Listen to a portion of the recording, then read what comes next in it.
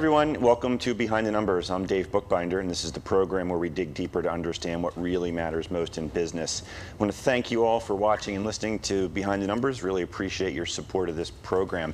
Today I am excited to welcome a friend and a guest of ours who is making a real big difference here in the Philadelphia market, and his name is Cory Donovan, and he's the Executive Director of an organization called ImpactPHL. Cory, welcome to Behind the Numbers. Glad to be here, David. Thanks for having me. It's a pleasure. Tell the audience a little bit about who you are and ImpactPHL, and then we'll jump in. Sure.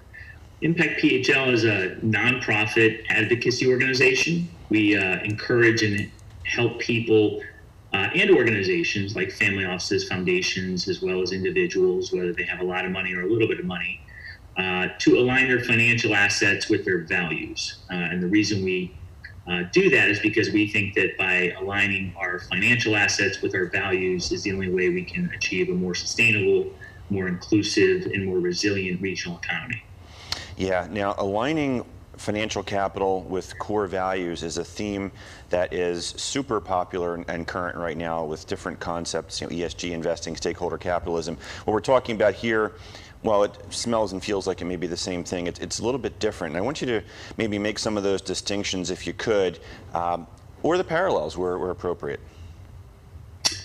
Yeah, so I think the idea here is that we start with this idea, as I describe it to people, that most of us were either taught or assumed what I call a two-pocket version of capitalism. I make money with this hand through investments, through business, through employment, and I do good with this hand by donating, volunteering, voting, maybe protesting. And we don't often think about what I call one-pocket capitalism, which is what are the two, how do the two come together, right? So on this hand, if I'm investing in cigarette stocks, but I'm donating money because I care about cancer, or I'm protesting for Black Lives Matter, but with this hand, I'm invested in the for-profit prison system, we're encouraging people to take a deeper look at what we might call externalities of where your money and where your financial assets are and what that's causing. Because on the other hand, it's often difficult to then go back and fix the problems after the fact, if that makes sense. Yeah, so when you talk about investors, are you talking about individuals or are you talking more of institutional types? Both. Yeah. I think everyone has a role here, whether you have, like I said, foundations, family offices, high net worth folks, accredited investors, but also anybody who has a 401k. In fact, we recently did a webinar with an organization called As You Sow. They're a nonprofit research shareholder advocacy organization out of Oakland, California. And they have an online tool called Invest Your Values that allows you to very quickly and easily see what the mutual funds you're invested in. The genius of their tool is that they give a letter grade across these different lenses, whether it's gender or plastics or deforestation or for-profit prisons. So you punch in a 5-letter ticker symbol for the mutual fund you own, and then you get literally a report card back about what you own. And so going back to your question about who does this apply to, I think the answer is to everyone. And for anybody who has a 401k, or if they work for a nonprofit like I do, a 403b, then you have financial assets. Those financial assets are creating outcomes, positive or negative, and I think everyone should at least know that and be aware of it. Yeah, so let's drill into exactly perhaps how ImpactPHL is involved in this process. And I know one of the big mantras is regarding thinking local. Right. So I think the call to action for us is be aware of what you own, first and foremost, right? And a lot of people aren't that attached to their money. They might know what stocks they own or what mutual funds they own. And for a lot of people that own they have a 401k, some of them don't even check those statements, right? So they might not even know that. But I think the call to action is first and foremost, know what you own. Second of all, do some homework about what those financial assets, what outcomes they're creating, how they're affecting people and planet and the community. And here for ImpactPHL, we are based in Philadelphia. For us, it's about the Philadelphia region. So how are those financial assets creating a better Philadelphia or a worse Philadelphia? So the first call to action is be intentional, know where your money is, and know what outcomes it's creating. And then that might lead you, after this conversation, David, you might go use the As You Sow tool, do some homework on your mutual funds. The second step, I think, is talk to your financial advisor, right? Make it clear to them what is important to you. Ideally, the people in the financial industry are being proactive and asking their clients about this, but unfortunately, that's not how things have been done historically. And more often than not, they're actually probably afraid to bring it up to you because everybody's concerned about, am I in the top quartile? How much am I making? And have I, we're very short-term profit driven because of our quarterly reporting system. But the first call to action is be intentional. And then the second call to action is think local, right? Because just like we all live here in the Philadelphia region, at least within my universe, so I'm going to assume that everyone cares about Philadelphia. And if you go back and do a negative ESG screen on your public stock portfolio, that's fantastic. That's a home run, as I call it, right? But it doesn't necessarily mean a lot that those impacts are going to have a direct impact on Philadelphia here. So our second call to action is think local. Think about how you, David, can invest your money in the Philadelphia region to provide your capital to social entrepreneurs here that are solving issues, or real estate developers that are being intentional in nature, or small businesses, small diverse businesses here in the region. And that way you can have a direct outcome, and a more direct outcome here on the Philadelphia region itself. Yeah, let's talk a little bit about what a social entrepreneur is. And when you talk about investing in small businesses, most of the time that means that they're privately held, and for a normal, typical investor, that's often a challenge because we can only purchase shares of companies that are traded on an exchange. So how would someone watching or listening take this call to action and maybe invest locally? Yeah.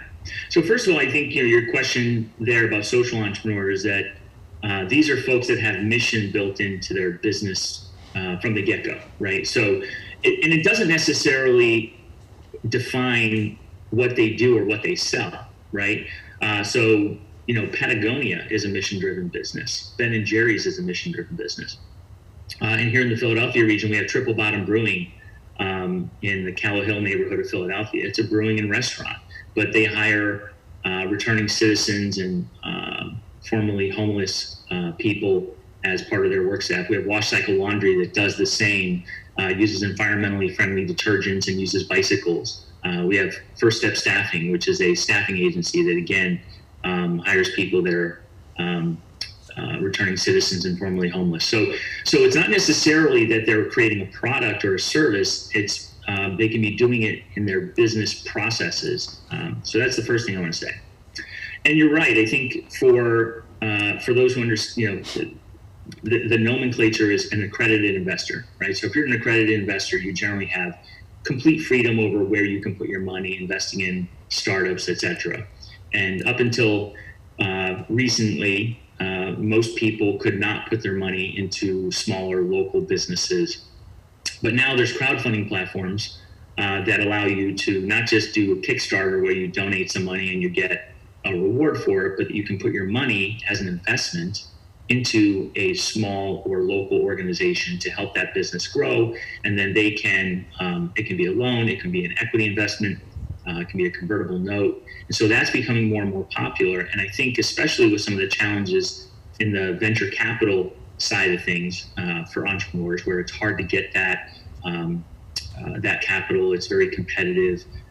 They can go out to their customers or their community and say, hey, we need some money to get off the ground, to grow, to expand, to launch a new business. And then they can tell their story, and then non-accredited investors, people like me, can put their money behind it. And there's a lot of platforms out there now, actually, that are growing.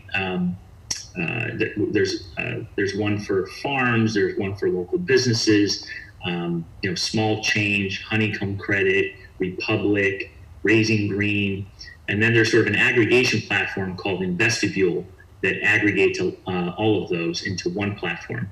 But these are all platforms that anyone can go on and look for local companies and look to put their money into. Yeah, Cory, we're going to have to take a commercial break here in just another minute. But before we go to break, I want you to tell the audience how they can contact you if they want to learn more about ImpactPHL. Sure. Our website is impactphl.org. And my email address is Cory, C-O-R-Y, @impactphl.org.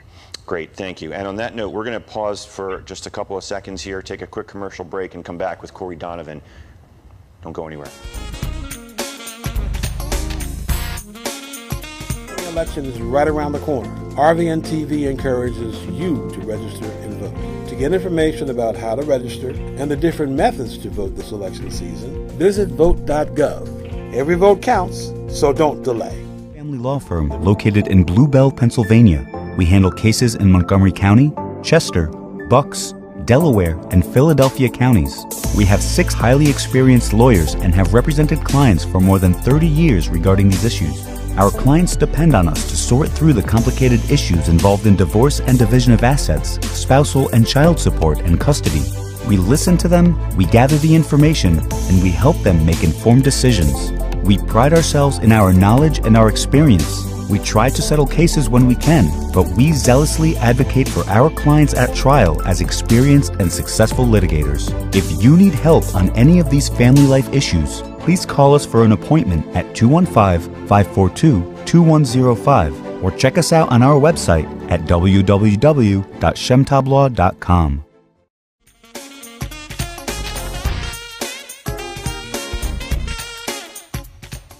Hey everyone, welcome back to Behind the Numbers. I'm Dave Bookbinder, and today we're talking about investing locally with great impact with Cory Donovan, who's the Executive Director of ImpactPHL. Cory, I wanted to start with this segment to talk about, give you a chance to brag basically, because I know that ImpactPHL is somewhat of a unique organization, and you've gotten some national attention on this. I'd like you to talk about that because there are folks that watch and listen literally around the globe, and maybe there's some connecting of dots that can be done to help them get involved with, or maybe even start similar organizations in their local communities. Sure.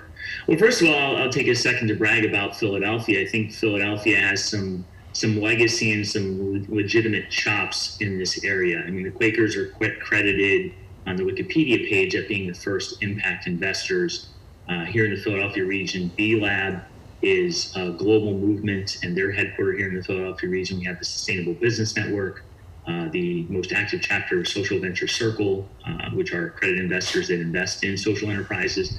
So I think we have a core there, and that really was at the genesis of ImpactPHL in terms of coordinating those efforts so that we can do more together.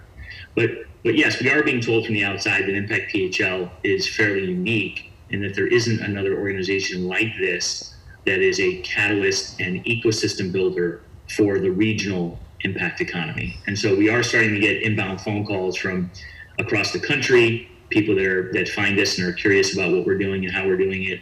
And a couple weeks ago, I was on the phone with Rotterdam. So kind of out of the blue, got a phone call from halfway across the world about just to learn about what we're doing and how we're doing this. Because at the end of the day, we are in the business as a nonprofit of changing how people think about their money. And that is something that has been well ingrained in us in terms of that two-pocket system I talked about. We've been doing that for decades or centuries. So we're trying to change that. Yeah, and for folks who may have just tuned in for this segment and didn't hear your contact info in the first segment, now's probably a great time for you to tell people how they can reach you if they want to learn more, get some ideas, and perhaps start an organization in their own neighborhoods. Sure. Our website is impactphl.org. We're on all social media as ImpactPHL, and then my email is Cory, Cory, at impactphl.org.